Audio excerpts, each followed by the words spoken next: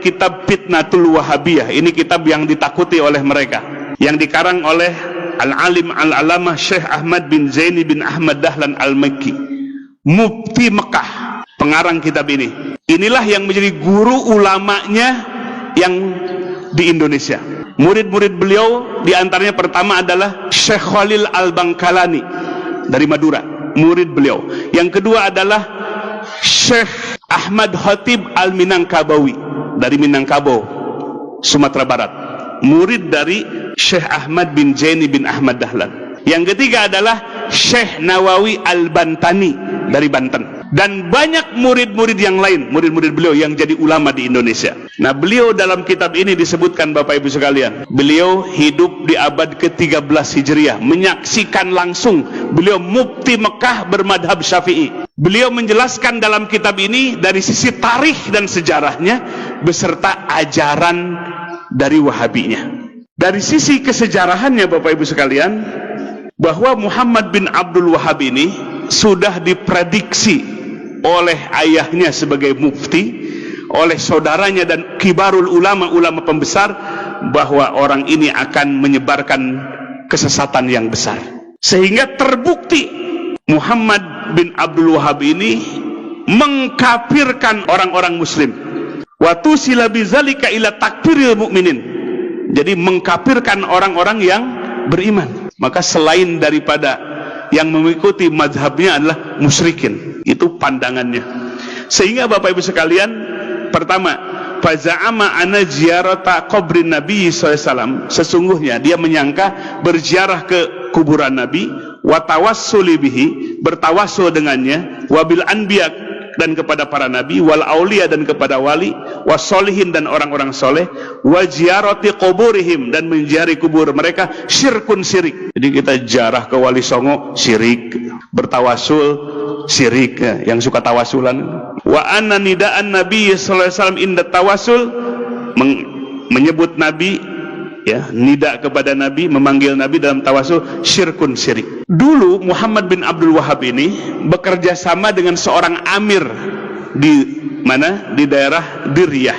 Ya, Diryah itu di sekarang Saudi Arabia, di Najd, ya. Bekerja sama dengan seorang amir Ad-Diryah, namanya adalah Muhammad bin Saud, sehingga negaranya sekarang disebut Saudi Arabia.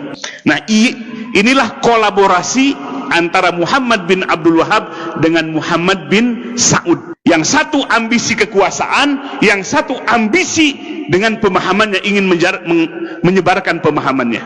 Sehingga di dalam sejarah, ke dalam kitab Fitnatul Wahabiyah ini, jumlahnya tidak terhitung yang dibunuh oleh pemahaman ini, dengan jumlah yang sangat banyak, karena memadukan kolaborasi antara penguasa dengan orang yang menyebarkan madhab Wahabi ini. Jumlahnya tidak bisa dihitung. Di Taif, di Jeddah, di Mekah, banyak manusia yang meninggal. Bahkan terakhir, Bapak Ibu sekalian, ketika merebut Hijaz Mekah dan Madinah, mereka menggunakan senjata Inggris untuk membunuh kaum muslimin. Dalam kitab ini, dan banyak kitab-kitab yang lainnya. Maka disebutkan dalam kitab ini, musibah terbesar yang menimpa umat Islam sepanjang sejarah umat Islam adalah fitnahnya Wahabi ini. Maka sekarang, Bapak Ibu sekalian, mereka ganti kulit, nggak mau disebut Wahabi, maunya disebut Salafi. Padahal paham yang mereka pelajari dan kitab-kitab inilah yang mereka pelajari semua. Jadi Bapak Ibu sekalian, ini sungguh memprihatinkan. Kenapa? Karena mereka menggunakan pemahaman seperti ini, pemahaman yang merusak, yang membelah-belah kekuatan umat Islam, yang memecah belah kaum muslimin. Kaum muslimin disebut orang musyrik, bahkan lebih syirik dibandingkan dengan Abu Jahal dan Abu Lahab. Sungguh kejam, Bapak Ibu sekalian, paham ini. Bagaimana kalau anak-anak kita mesantren di tempat itu melahirkan orang-orang yang kasar, yang radikal seperti itu? Maka oleh sebab itu, kita jangan kecolongan. Kita bukan memecah belah umat, tapi mereka yang memecah belah umat dengan kitab-kitab yang dihadirkan dan pergerakan dakwah mereka, terutama di Indonesia setelah Presiden Soeharto lengser. Mereka berleluasa, biaya dana yang besar dari Saudi Arabia, dari Kuwait, dari Qatar, masuk ke Indonesia untuk menggerakkan, menyebarkan pemahaman ini. Maka oleh sebab itu, Bapak Ibu sekalian, kita sebagai warga ahli sunnah wal jamaah, warga Nahdiyin, punya kepedulian besar untuk melindungi umat melindungi umat dari pemahaman yang radikal seperti ini. Takfirul mukminin, mengkafirkan orang-orang yang beriman. Maka oleh sebab itu Bapak Ibu sekalian, di tempat yang mulia ini, di Yaumil Ijtima ini, bukan tidak beralasan kita mencegah mereka, sangat beralasan, karena kita lihat langsung kitab-kitabnya, bukan katanya kolak wakila, tapi langsung dari sumber-sumber ajaran mereka. Dan terbukti dari poin-poin yang tadi disebutkan, ini semua adalah pemahaman yang syudud, yang keluar dari sawadul a'lam, yang keluar dari manhaj Ahlussunnah wal Jamaah. Kita dicabik-cabik persaudaraan kita. Maka oleh sebab itu, kita bukan karena kebencian. Ingat Bapak Ibu sekalian, bukan kebencian kepada mereka, tapi pemahaman mereka lah yang syad, yang keluar dari sawadul a'dham, dari mayoritas umat ini. Dan mereka yang memusyrikan kita lah, bahkan lebih musyrik daripada Abu Jahal dan Abu Lahab. Maka oleh sebab itu, mari kita lindungi masyarakat kita, wilayah kita, dari ajaran-ajaran seperti itu. Ya, kita tidak akan bisa melihat sepintas, tapi yang harus kita lihat adalah kitabnya, rujukannya, marojeknya, sehingga kita akan melihat gambarannya seperti apa.